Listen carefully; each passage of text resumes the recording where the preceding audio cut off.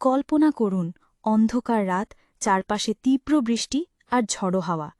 তিনজন পথিক আশ্রয় নেয় এক পাহাড়ি গুহায়।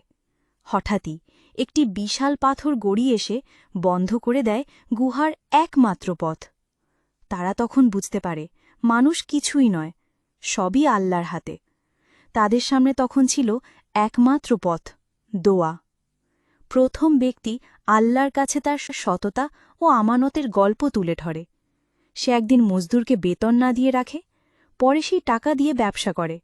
বছর কানেক পরে সেই মজদুর ফিরে এলে সে সব লাভসহ ফেরত দেয়।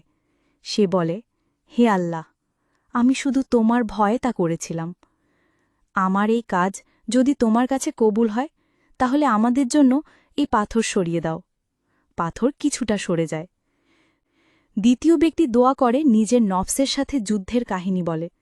এক তরুণীকে সে খুব পছন্দ করত এবং সে একদিন তার কাছে আসে প্রয়োজনে।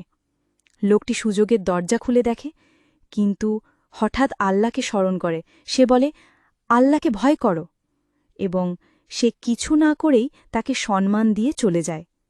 হে আল্লাহ, যদি এই কাজ তোমার সন্তুষ্টির জন্য হয়ে থাকে, তাহলে আমাদের জন্যই পাথর সরাও।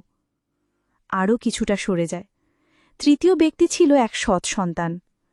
সে দোয়া করে, হে আল্লাহ, আমার মা বাবা বৃদ্ধ ছিলেন। আমি প্রতিদিন দুধ নিয়ে এসে প্রথমে তাদের দিতাম। এমনকি একদিন তারা ঘুমিয়ে গিয়েছিলেন, তবুও আমি দাঁড়িয়ে থেকেছি। তাদের জাগাবো না আর সন্তানদের আগে কিছু খাওয়াবো না, এটাই আমার আদর্শ। হে আল্লাহ, যদি এই কাজ তোমার সন্তুষ্টির জন্য হয়ে থাকে, তাহলেই পাথর সম্পূর্ণ সরিয়ে দাও।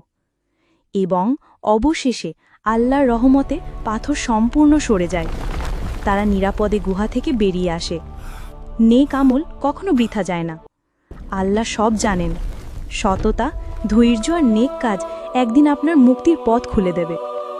ভিডিওটি ভালো লাগলে লাইক দিন আর ইসলামিক গল্প পেতে সাবস্ক্রাইব করুন।